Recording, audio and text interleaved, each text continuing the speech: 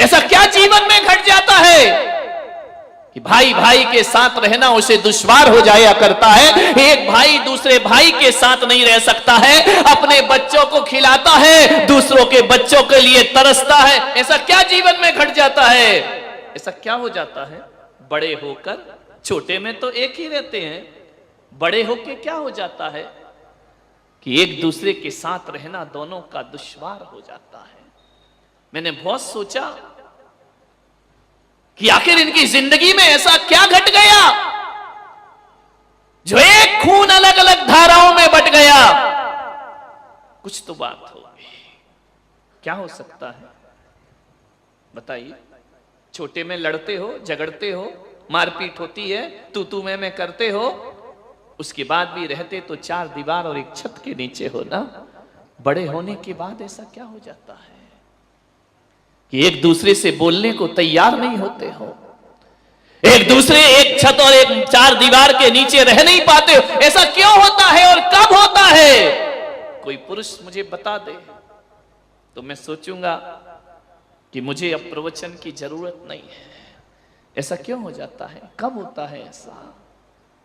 कोई बता सकता है? आपकी तो बीत रही है ना। क्या हो जाता है ऐसा? बोलो, घबराओ नहीं, मत डरो, मैं हूं ना। क्या हो जाता है ऐसा? कोई बता दे। हाँ बोलो। अच्छा, बिना माइक के बोलने का त्याग है? माइक दो भाई उसको, देखो बोल रहा। ऐसा जीवन में कौन सा मोड़ आता है, कौन सी गली आ जाती है, कौन सा समय ऐसा आ जाता है जहां दो भाई आपस में साथ नहीं रह सकते हैं? गुरुदेव के चरणों में नमोस्तु।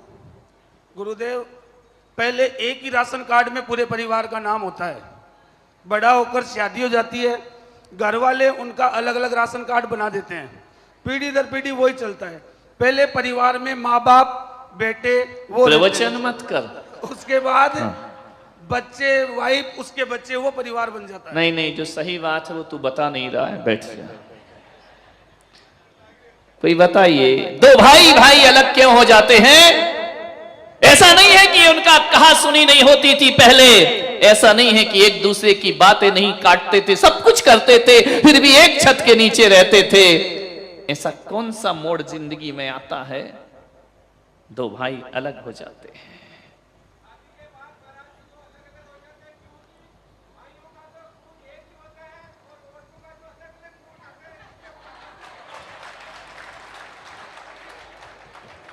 एक शेर ने दिलेरी की है, बाकी तो ये सब मिमिया रहे हैं। ध्यान रखना कि घर जाके फिर क्लास लगेगी।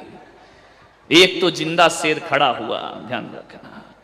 कोई बात नहीं, मेरी सभा में शेर बन जाओ, नहीं तो हालात तो ऐसे। एक आदमी को मैंने देखा, क्यों रे तू ऑफिस में बड़ा शेर बना घूमता है, दुकान में बड़ा शेर बना घूमता है, घर में जाके तुझे क्या हो जाता है?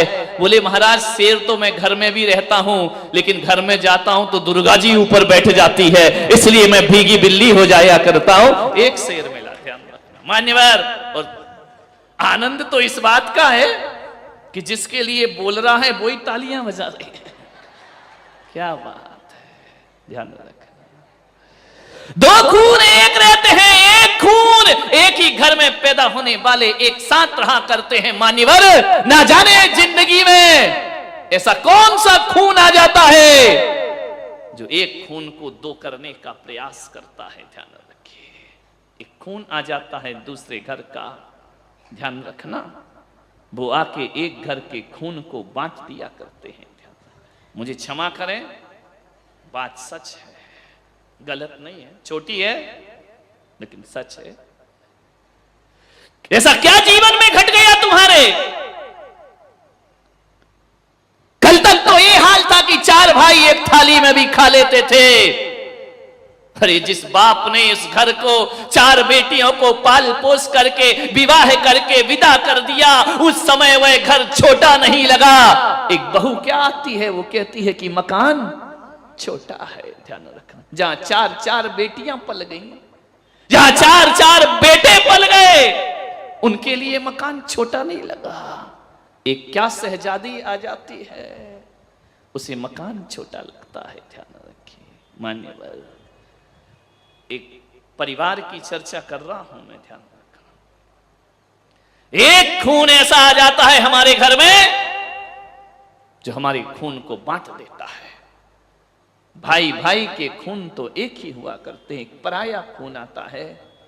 और एक बात का दुख तो तब होता है कि जिस खून को बड़े बाजे गाजे के साथ विवाह करके लाते हैं, एक बात याद रखना, वह खून जो शादी करके घर में आता है, मैं कहता हूं वो खून ऐसा पराया खून है, वो कभी इस घर को अपना घर नहीं समझ पाता है, कभी इन माँ बाप को अपना माँ बाप नहीं समझ पाता है, कभी देवर को भाई नहीं समझ पाती है, कभी ननंद को बहन नहीं समझ पाती है, वो हमेशा दूरियां बना करके रहा करती है। एक बात याद रखना, यदि इस घर को अपना घर मान लिया होता तो आज ये दशा घरों की होने वाली नहीं थी। एक बात स्मरण में रखना, यदि ये घर तुमने अपना घर माना होता तो कभी तुम अपने पति से ये नहीं कह रही होती, शाम को जब वो थका हारा लौट करके आता है, भोजन करता है, कमरे में जाता है, वहां पर शिकायतों की लिस्ट तैयार रहा करती है। तुम्हारी माँ ने मुझे ऐसा कहा, तुम्हारे पिताजी ने मुझे ऐसा कहा, तुम्हारे भाई ने मुझे ऐसा कहा। क्या करे वो बेचारा, वो लड़का न पत्नी का हो पाता है, न माँ का हो पाता है, न परिवार का हो पाता है, न वो इधर कुछ बोल पाता है, न उधर कुछ बोल पाता है। पहले तो कहा जाता था कि बेटियां जाके ससुराल में दुखी होती हैं, वो 4 लोगों को दुख बता देती हैं। लेकिन ये कुंवारे छोरे जब शादीशुदा हो जाते हैं ना, माँ का पक्ष लेते हैं तो पत्नी आंख दिखाती है, और पत्नी का पक्ष लेते हैं तो माँ आंख दिखा। स्थिति बहुत गंभीर है, लेकिन नियंत्रण में है। जब तक पुलक सागर मौजूद हैं तब तक नियंत्रण में स्थितियां रहेंगी आपके घरों की। बहुत परेशान हो जाता है वो जब वो बेटा समझाता है कि मां बूढ़ी है, बुजुर्ग है, कोई बात नहीं, कह दिया तो कह दिया, क्या होता इसमें, क्या बुरा मानना। सुनो, मां तुम्हारी है, तुम सुनो, हम सुनने वाले नहीं। अत श्री महाभारत प्रस्तुत करता गोदरेज, ध्यान रखिए। वहीं से महाभारत शुरू हो जाया करती है।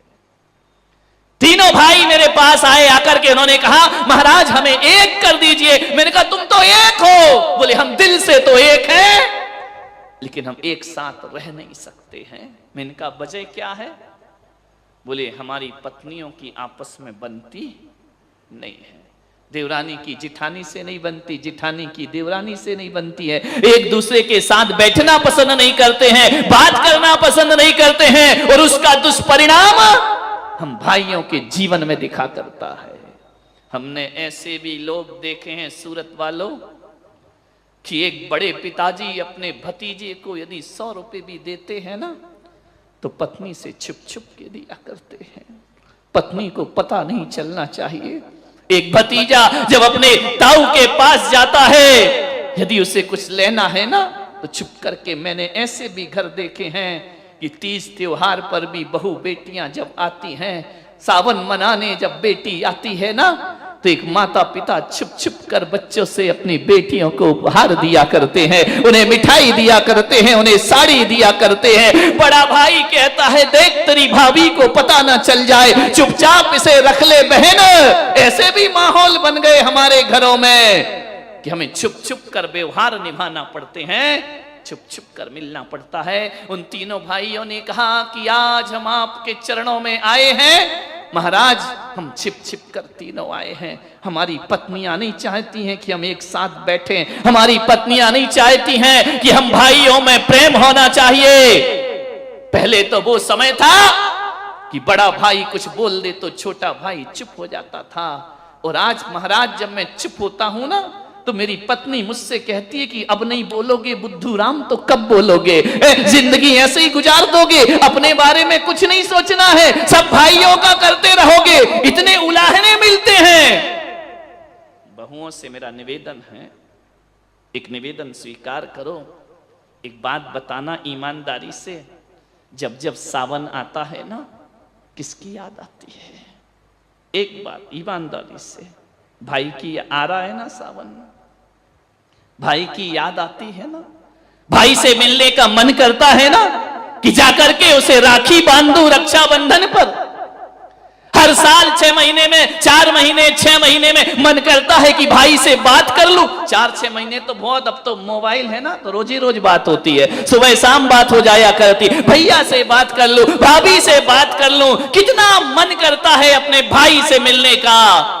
देवियों जरा इतना बता दो, जब दूर पीहर में तुम्हारा भाई रहता है, हर त्योहार में मिलने का मन करता है, भाई से बात करने का मन करता है, उसे उपहार देने का मन करता है, तो एक बात इतनी तो बता दो, इनका भी तो भाई है, कोई दुश्मन नहीं है, इनका भी तो मन करता होगा अपने भाई से मिलने का, इनका भी तो दिल करता होगा अपने भाई से मिलने का। अरे जैसे तुम्हारा भाई है वैसे इनका भी भाई हुआ करता है। नफरत के बीज मत बोइए। किसी घर को स्वर्ग बनाना है, मंदिर बनाना है, एक बात रखना, जो घरों का बंटवारा करती है वो बहू होती है, और जो घरों को एक करती है वो बहू रानी हुआ करती है। उसे गृह लक्ष्मी कह करके बुलाया जाता। ये इल्जाम तुम्हारे सिर पर आ रहा है कि पत्नियों ने आकर 2 भाइयों को जुदा कर दिया। कभी अपने मकान की दीवारों पे कान लगा के सुनना, उन दीवारों से आवाज आती है, वो दीवारें आपस में बात करती हैं कि हम 4 दीवारों ने एक छत को बांध रखा है, हम 4 दीवारों ने एक घर को जोड़ के रखा है, हम खड़े रहते हैं, बनाने वाला बिखर जाता है। ध्यान रखिए, एक ईंट से जब ईंट जुड़ती है ना तो मजबूत दीवार खड़ी होती है। ईंट को ईंट से जोड़ना पड़ता है, तब मजबूत मकान बना करता है। दिल को दिल से जोड़ो तो घर का निर्माण हो जाया करता है, घर बन जाया करता है, परिवार बन जाया करता है। ईंट से ईंट जोड़ो तो मकान बनता है, और दिल से दिल जोड़ो तो रिश्ते बना करते हैं। ध्यान रखना, मकान कहता है हम तो वहीं खड़े हैं, ये बिखर गए हैं। ध्यान रखिए मान्यवर, ईंट से ईंट जोड़ने से मकान में मजबूती आती है, और मन से मन जोड़ने से परिवार में मजबूती आती है। ध्यान रखना। आपसे इतना निवेदन, इतनी पढ़ी लिखी हो गई ये दुनिया, इतनी तरक्की कर ली शिक्षा ने कि लोग मंगल ग्रह में जाने को तैयार हैं। सारी दुनिया मंगल ग्रह को ढूंढ रही है, वहां मकान ढूंढ रही है, वहां जीवन ढूंढ रही है, चांद पर जीवन ढूंढ रहे हैं लोग। मैं पुलक सागर कहता हूं, मंगल में जीवन मत ढूंढो, जीवन में मंगल ले आओ, तुम्हारा जीना सार्थक हो जाएगा, तुम्हारा जीना धन्य हो जाएगा। जीवन में मंगल ले आओ। मंगल में जाने की जरूरत क्या है? हमारे यहां तो मंगल को अपने दिलों में उतार करके रखा कर जीवन में मंगल लाने का प्रयास करिए। भाई बहुत दुखी थे, मिल नहीं पाते थे। उन्होंने कहा कि आप कुछ प्रयास करो महाराज। एक बात याद रखना, मकान की वजह से अलग हो जाओ कोई बात नहीं, मकान छोटे हैं, परिवार बढ़ रहा है, अलग होना पड़ता है। मकान की दूरियां चल जाएंगी, लेकिन दिलों की और मन की दूरियां नहीं चलना चाहिए।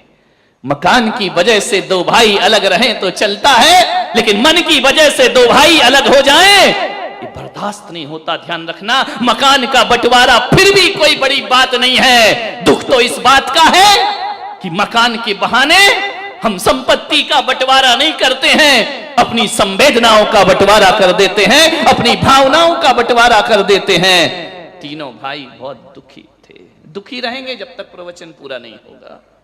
ध्यान, अभी तो वहीं बैठे हैं तीनों, हमें एक कर दो महाराज। हम सबके बच्चे हैं, स्थिति तो ये आ गई है कि जिठानी का बच्चा ही देवरानी के घर में खेलने चला जाए तो जिठानी रोक देती है, वहां मत जाओ, चाची अच्छी नहीं है, वहां मत जाओ, दादी अच्छी नहीं है, वहां मत जाओ, बड़ी मम्मी अच्छी नहीं है। क्या बीज बो रहे हैं आप अपने बच्चों पर? और ऐसा बीज बोते बोते बोते बोते एक दिन वृक्ष बन करके खड़ा हो जाएगा। ध्यान रखिए। दादी अच्छी नहीं, चाची अच्छी नहीं, उनके पास मत जाओ। ये हमारा घर, ये उनका घर। विचार करिए। बचपन में तो कहते थे भाई जो तेरा है वो मेरा है, और जो मेरा है वो तेरा है। अब कहते ये तेरा है और ये मेरा है। ध्यान रखिए। क्या क्या नजारा तुम्हारे घरों का हो गया है। मान्यवर, तेरे मेरे के बीज मत बोइए। बहुत दुखी हुए वो तीनों भाई। आप कुछ प्रयास कर सकते हैं? क्या प्रयास करेंगे? प्रयास तो तुम्हें करना होगा। तुम भी क्या करोगे? एक दिन हो, 2 दिन हो, 3 दिन हो तो आदमी एडजस्टमेंट करता है। रोज रोज वही बातें। मान्य, घरों को मत उजाड़िए। जब से एकल परिवार हुए हैं ना, तब से डिप्रेशन बढ़ गया है, तब से तनाव बढ़ गया है, तब से बीमारियां बढ़ गई हैं। और जब सामूहिक परिवार हुआ करते थे, संयुक्त परिवार हुआ करते थे, गुस्सा तो उस समय भी आता था। एक को आता था, दूसरा संभाल लिया करता था, दूसरे को आता था, तीसरा गले लगा लिया करता था। पापा ने मारा तो चाचा छाती से लगा लिया करते थे। संवेदनाएं थी, आज वो खत्म हो गई हैं। आज घर में 4 सदस्य भी नहीं है। अब झगड़ा होता है तो कोई किसी को संभालने वाला नहीं है, बचाने वाला नहीं है। इतना अकेला हो गया आदमी, इतना अकेला हो गया कि मोबाइल तो महंगा महंगा रखता है, लेकिन इतना अकेला हो गया कोई फोटो खींचने वाला नहीं मिलता। स्वयं की सेल्फी अपने हाथ से खींचा करता है, कोई तुम्हारी तस्वीर लेने वाला दिखाई नहीं दिया करता है। खुद ही सेल्फी लिए जा रहे, खुद ही बने जा रहे हो हीरो। ध्यान रखना। बट गए घर, टूट गए परिवार। मान्यवर, बहुत पीड़ा है, बहुत दर्द है। जितने एक तुम यहां बैठे हो ना, जब पंडाल एक होता है तो मुझे खुशी मिलती है, और जब घर एक होता है तो परमात्मा को खुशी मिला करती है। एक बात, जब परिवार एक होता है, दिल से दिल जुड़ते हैं। 2 सगे भाई अलग अलग हो जाया करते हैं। इससे बड़ा नरक क्या होगा? किस नरक की बात कर रहे हो?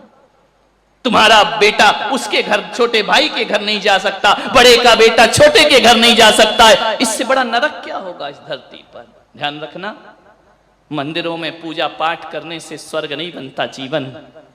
मैं तो आपसे इतना ही निवेदन करना चाहता हूं कि मंदिर की एक पूजा कम कर लेना, लेकिन भाई भाई में प्रेम को जिंदा रखना। इससे बड़ी परमात्मा की पूजा कोई दूसरी नहीं हुआ करती है। सोचना है आपको। मां ने जो कहा, छोटे बच्चे मान लेते, उसके घर नहीं जाना। मैं आपसे निवेदन करता हूं, मां पूजनीय है, मां वंदनीय है, मां का सम्मान करो। लेकिन एक बात तो याद रखो, आखिर मां भी एक स्त्री है, मां भी एक नारी है, और नारीगत स्वभाव तो उसमें होता ही है। थोड़ी सी समझदारी आप और हम रख लेना। ऐसा नहीं है कि मां जो कह रही है वो हमें नहीं मानना चाहिए, मानना चाहिए, लेकिन मां क्या कह रही है ये भी हमें अपने जीवन में सोचना चाहिए। पत्नी क्या कह रही है ये भी हमें जीवन में सोचना चाहिए। मां भी आखिर एक नारी हुआ करती है, एक स्त्री हुआ करती है। आपसे मैं पूछना चाहता हूं, भरत जी महाराज यदि मां कैकेयी की बात मान लेते तो क्या होता उस घर में? ध्यान रखिए। भरत जी यदि कैकेयी की बात मानते ना, तो दशरथ के उस वंश में रामायण का जन्म नहीं, महाभारत का जन्म हो जाता। ध्यान रखिए। भरत जी ने मां का सम्मान किया, मां का आतिथ्य, मां का सत्कार किया, लेकिन मां की वो बात नहीं मानी जो भाई को भाई से अलग करते। मां का कहना नहीं माना। तुम कितनी जल्दी बीवी का कहना मान लेते हो? ध्यान रखिए। नहीं, एक बात याद रखना, इतिहास में 2 युद्ध हुए हैं। एक युद्ध हुआ है रामायण का और एक हुआ है महाभारत का। ये 2 ऐसी चीज हैं, इतनी ताकत कि आज भी रामायण को सुनने के लिए, देखने के लिए हजारों लोग तैयार हुआ करते हैं। एक महाभारत हुई, दोनों ही लड़ाइयां भाई भाई के लिए